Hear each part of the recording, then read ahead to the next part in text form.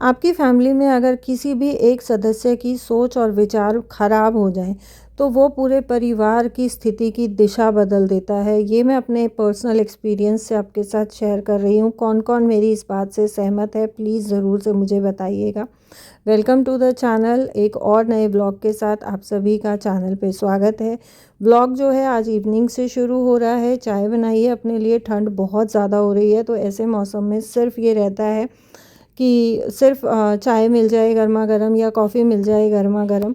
और जो दूध पीते हैं तो उनके लिए दूध तो बेस्ट है, अगर गर्मा गर्म दूध मिल जाए तो जी चाय वगैरह पीने के बाद यहाँ मैं लग गई हूँ रात के खाने की तैयारी में। और रात के खाने में कुछ हल्का फुल्का ही बनाने वाली हूँ।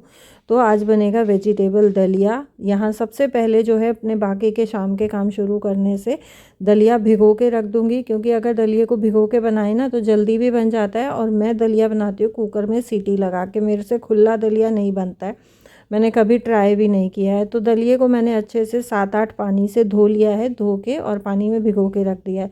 जब तक दलिया भीगेगा तो मैं अपने जो है बाकी के काम निपटा लूँगी। और मेरे किचन का हाल आप देख ही रहे हो कि कितना बुरा हाल हुआ पड़ा है, पूरा मैसी हो रखा है। क्योंकि दिन में ना बच्चे कुछ कुछ चटर पटर बना के खा रहे थे। और बच्चों का जब मन होता है ना कि सैंडविच बना लें या पास्ता बना लें या फिर नमकीन जवे बना लें या कभी वो ब्रेड पिज़्ज़ा बना लें, तो कुछ ना कुछ वो लोग बनाते ही रहते हैं।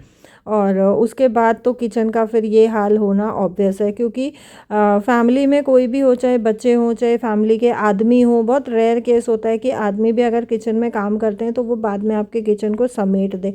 ये नहीं हो, ये तो एक्सपेक्टेशंस रख ही नहीं सकती हैं हम औरतें कि किचन में अगर हमारे अलावा कोई घुस गया तो वो अपना काम करने के बाद किचन को समेट के निकलेगा।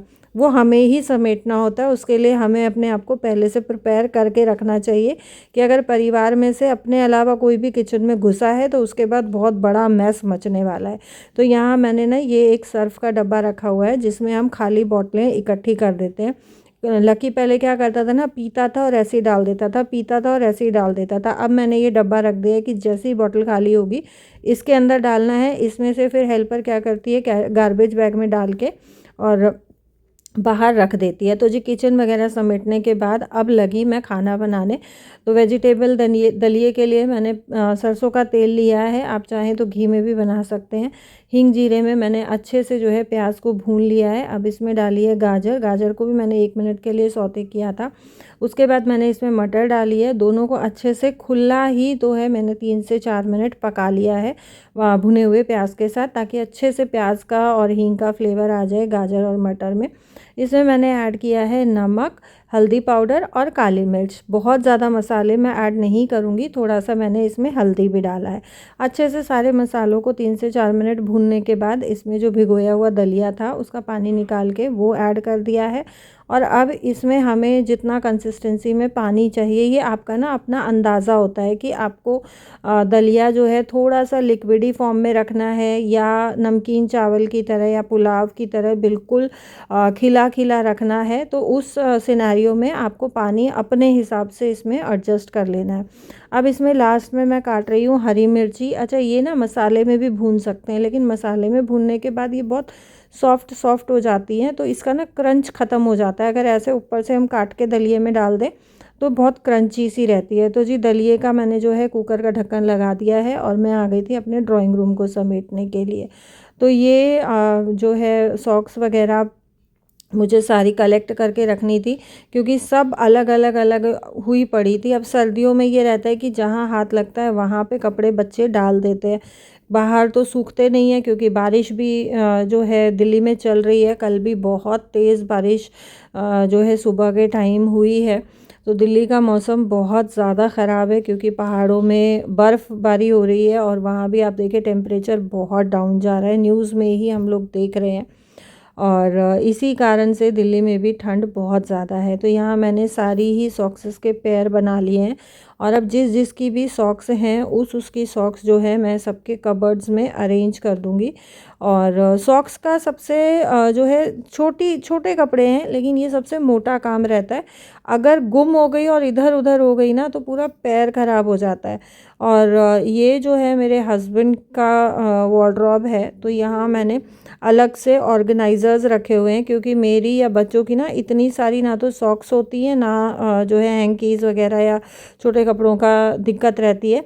बट मेरे हस्बैंड का आप देखो कितनी सारी सॉक्स हैं, और इनको अरेंज करना ना एक बहुत बड़ी महाभारत होती है। तो इसी वजह से मैंने ऑर्गेनाइजर्स ड्रॉर में रखे हुए हैं, जिससे कि बेल्ट, हैंकी, सॉक्स, अंडरगारमेंट्स सबका अलग अलग जो है सेक्शन रहे, तो बहुत इजीली उनको भी जो है ये रहता है कि हाँ मुझे निकाल के पहनना, और मेरे लिए भी बहुत ज़्यादा मेस क्रिएट नहीं होता है। तो जी हाँ, मैंने अपने छोटे मोटे एक दो काम निपटाए, कपड़ों का काम निपटाया, तब तक दलिया बन के बिल्कुल रेडी है। और देखो आप ना, मैंने थोड़ी सी लिक्विडी कंसिस्टेंसी दलिए की रखी है। इसी तरीके का मेरे घर में खाना पसंद करते हैं। अब आप इसमें देसी घी डाल के खाएं, मक्खन डाल के खाएं, दही, लस्सी, दूध, किसी भी चीज़ के साथ आप इसको खा सकते हैं, बहुत टेस्टी लगता है। मैं इसको आज सर्व करने वाली हूँ नूनी घी के साथ, जो वाइट मक्खन मैं बनाती हूँ दही जमा के, तो उसके साथ तो इसका ना मज़ा और जो है दोगुना हो जाता है। देसी घी के साथ भी बहुत टेस्टी लगता है। तो जी अभी हो गई है नेक्स्ट डे मॉर्निंग, और मैं आ गई हूँ सीधा अपना लॉन्ड्री एरिया में। कपड़े इतने ज़्यादा नहीं हैं, जो अंदर हम लोग मैट्स वगैरह बिछाते हैं वो झाड़ के जो है मैंने बाहर रख दिए हैं सारे, क्योंकि हेल्पर आती है ना तो उसकी भी तबीयत अभी थोड़ी सी ढीली चल रही है इन दिनों, और ऐसे में वो काम कर रही है, वो मेरे लिए एक बहुत बड़ी बात है। क्योंकि अगर ज़रा सी भी तबीयत ख़राब होती है ना, हेल्पर्स धड़ाक से छुट्टी मार जाती हैं। लेकिन उसको कल भी वॉमिट हुआ है, और 3-4 दिन से उसको फ़ीवर जैसा भी लग रहा है, बट वो छुट्टी नहीं कर रही है। क्योंकि जो है एक तो सब एक जैसे नहीं होते हैं, बाकी घर उसको छुट्टी नहीं दे रहे हैं, और मेरी तबीयत ख़राब है तो इस वजह से वो जो है छुट्टी नहीं कर रही है। तो जी कपड़े लगाने के बाद जो है मैंने अपने थोड़े से काम निपटाए घर के, और उसके बाद वापस से आ गई मैं अपने लॉन्ड्री एरिया में। क्योंकि आजकल मशीन लगाने के बाद ना बहुत ध्यान रखना पड़ता है कि जैसे ही मशीन का लॉट कंप्लीट हुआ आप कपड़े फैला दो, तो कपड़े ये है थोड़े बहुत हल्के फुल्के सूख जाते हैं। और मौसम इतना ठंडा हो रहा है कि कपड़ों का पता ही नहीं चलता है कि कपड़े गीले हैं या कपड़े नमी में आए हुए हैं या फिर कपड़े ठंडे हैं। बिल्कुल आइडिया ही नहीं लगता है, हाथ लगाओ तो ऐसा लगता है जैसे कपड़े ना सीले सीले हैं। मैं क्या करती हूँ, बच्चों के कमरे में रूम हीटर चलता है, थोड़ी देर रूम हीटर के सामने रख के वो थोड़ा गर्म हो जाता है ना कपड़ा, फिर पता चलता है कि ये एक्चुअली गीला था या वैसे ठंडा हो रखा था। तो ये एक बहुत बड़ी दिक्कत होती है सर्दियों में। दिसंबर एंड तक भी ठंड बिल्कुल नहीं थी, और अब जब पड़ रही है तो ठंड इतनी ज़बरदस्त पड़ रही है ना कि हालत ख़राब है ठंड में। तो प्लीज़ आप लोग अपना, बुज़ुर्गों का, बच्चों का ख़ास ध्यान रखिएगा। कपड़ों का काम निपटाने के बाद मैं आ गई हूँ किचन में नाश्ता बनाने के लिए। और जैसा मैंने आपको बताया था कि मैं लॉट लगाने के बाद अपने छोटे मोटे काम अंदर के ही निपटा रही थी, तो मैंने रिकॉर्ड नहीं किया। सब्ज़ी वगैरह बनाई थी, आटा गूंदा है, और जैसे किचन के बर्तन लगाए थे, थोड़ा बहुत जो भी छोटा मोटा काम रहता है। तो ये तो रहता ही नहीं है कि सुबह हम लोग एक सेकंड के लिए भी बैठ पाएँ, फुर्सत नहीं होती है। तो जी यहाँ साथ साथ बना रही हूँ लक्की के लिए पराठे, क्योंकि लक्की ने जाना है स्कूल। और मुझे स्कूल वालों का ना एक सिस्टम समझ में नहीं आता है। छोटे बच्चों की छुट्टी रहती है, बड़े बच्चों की छुट्टी नहीं रहती है। तो भाई बड़े बच्चों को क्या ठंड नहीं लगती है क्या? मतलब आप लोग क्या एक्सपेक्टेशंस रखते हो कि बड़े बच्चों को ठंड नहीं लगती है? फ़िलहाल जो है लकी स्कूल चला गया है अपना लंच लेके, और मैं कर रही हूँ दोपहर के खाने की तैयारी। तो यहाँ मैं आज मशरूम बनाने वाली हूँ, गार्लिक मशरूम, और बहुत सिंपल, बहुत इजी, बहुत टेस्टी रेसिपी है। तो इसके लिए मैं लेके आई थी ये बटन मशरूम। एक बहन मुझे जो है बार बार का कमेंट कर रही थी कि आप प्लीज़ डिफरेंस बताओ बटन मशरूम में और जो नॉर्मल मशरूम आता है। तो यहाँ मैं आपको वही दिखाने की कोशिश कर रही हूँ। ये बटन मशरूम है, इसमें आपको कहीं भी जाला नहीं दिखाई देगा। आप देखो, मैंने आपको साबुत भी दिखाई और मैं काट के भी दिखा रही हूँ। जो नॉर्मल वाली मशरूम होती है ना, उसमें काला काला जाला दिखाई देता है, उसका टेस्ट अलग होता है। ये बटन मशरूम का टेस्ट काफ़ी अलग होता है, और इससे जो है कोई भी रेसिपी बनाते हैं तो काफ़ी अच्छी बनती है। बटन मशरूम में मॉइस्चर भी कम होता है, नॉर्मल मशरूम में मॉइस्चर ज़्यादा होता है।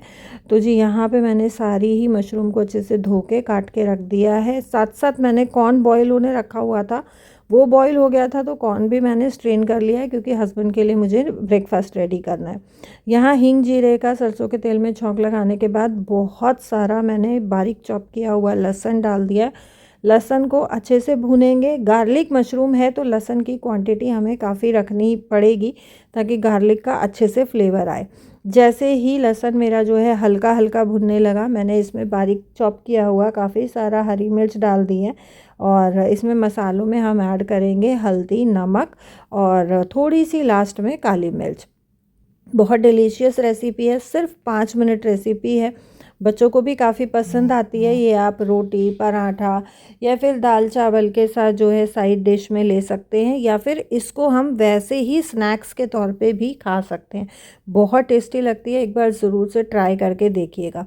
तो जी इसमें मैंने काली मिर्च बाद में ऐड करके और इसको अच्छे से ढक के भून लिया है, बीच बीच में चलाते हुए। अनअटेंडेंट इसको नहीं छोड़ना है, अदरवाइज़ ये नीचे पैन में लग जाएगी। और इसको बिल्कुल सूखा सूखा बनाना है।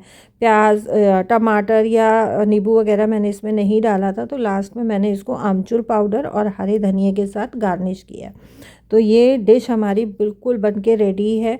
फिर से एक बार आपको सजेस्ट करूँगी कि ट्राई ज़रूर कीजिएगा, बहुत टेस्टी बनती है।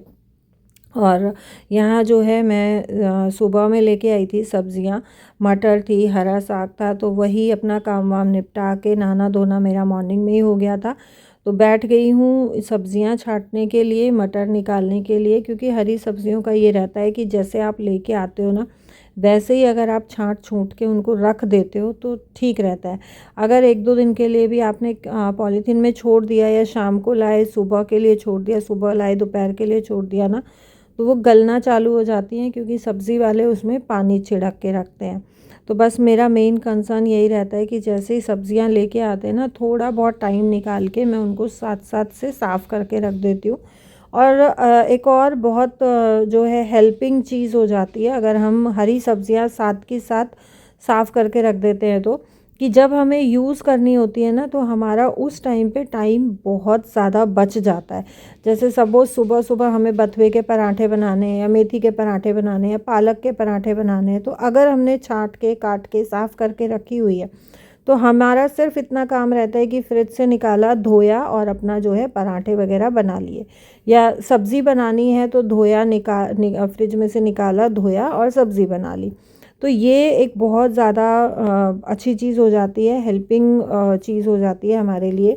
टाइम सेविंग टिप हम कह सकते हैं किचन की, कि बहुत सारा हमारा टाइम बच जाता है पहले से, अगर हम सब्ज़ी वगैरह अपनी छाँट के रखते हैं। और पिछले 2 व्लॉग्स से वीडियोस पे बिल्कुल भी रिस्पॉन्स नहीं आ रहा है। आई डोंट नो कि नोटिफिकेशंस नहीं जा रहे हैं, या आप लोग नहीं देख रहे हो, या कोई ग्लिच आ रहा है, या मेरे चैनल में कोई इशू है, मुझे नहीं पता। मुझे समझ में नहीं आ रहा है कि क्या दिक्कत है, क्योंकि इम्प्रेशंस भी नहीं जा रहे हैं और नोटिफिकेशंस भी शो नहीं हो रहा है। तो आप लोग प्लीज़ चैनल को एक बार अनसब्सक्राइब करके दोबारा से सब्सक्राइब कीजिएगा, ताकि आप लोगों के पास नोटिफिकेशंस जाना जो है शुरू हो जाए। मैं जैसे ही वीडियो अपलोड करूं, आप लोगों को नोटिफिकेशन मिल जाए। Thank you so much for watching.